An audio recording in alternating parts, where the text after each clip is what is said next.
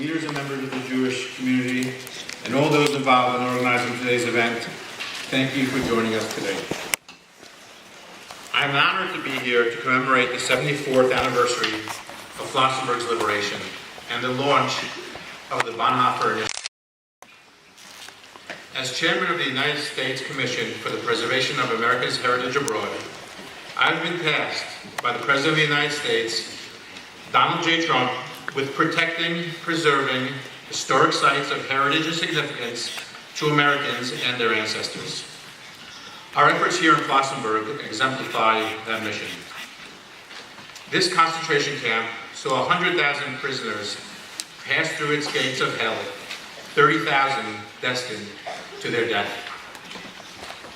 One thing I have learned from my work for the Commission is that even in the depths of darkness, we can find light. Even in a place that represents pure evil, we can discover virtue. And today we do that by paying tribute to Pastor Dietrich Bonhoeffer. When the Nazi Party came to power in 1933, Bonhoeffer was only 26 years old, with just a year of priesthood under his belt. But his conviction was as strong as if he had been developed over a lifetime. 2 days after Hitler became Chancellor, Bonhoeffer delivered a radio address warning Germany against falling for the cult of the Führer. Mid-sentence, he was cut off. But that did not quiet the pastor for long. Just 3 months later, in a seminal lecture, Bonhoeffer called for church resistance to Hitler's persecution of the Jews. In a quote inspired by Gandhi, from which Martin Luther King Jr. later drew inspiration, the young Bonhoeffer demanded that the church not only bandage the wounds of victims beneath the wheels of injustice, but to jam a spoke into the wheel itself. Even bolder than Bonhoeffer's words were his actions. Though he succeeded in escaping to London, Bonhoeffer returned to Nazi Germany to build a network of churches in opposition to the official state church. And when the government banned his seminary, Bonhoeffer took his movement underground. He later joined the political resistance, and as an employee for Germany's military intelligence office, he used trips abroad to filter information to his foreign government contacts.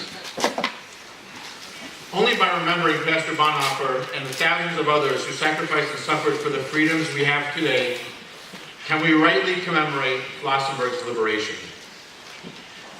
Today we have to be blessed with the presence of one of those thousands who suffered here, Jack Perry,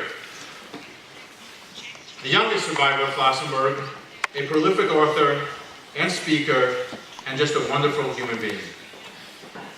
But as he can attest, as the years go by, we lose more survivors and risk losing the sight of the past.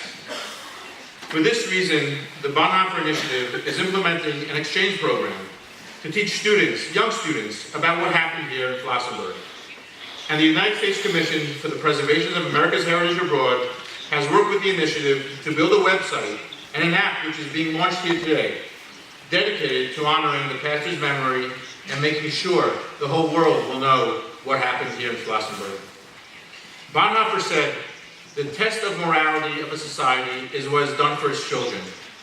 By teaching our children about the darkness of Flossenburg and the atrocities of Nazi Germany, the light that Pastor Bonhoeffer brought, we hope will ensure the promise of never again for future generations. And we will inch closer to the moral society that Bonhoeffer envisioned. God bless you. God bless the souls of those who perished and were murdered in Flossenburg, and may God bless the United States of America. Thank you.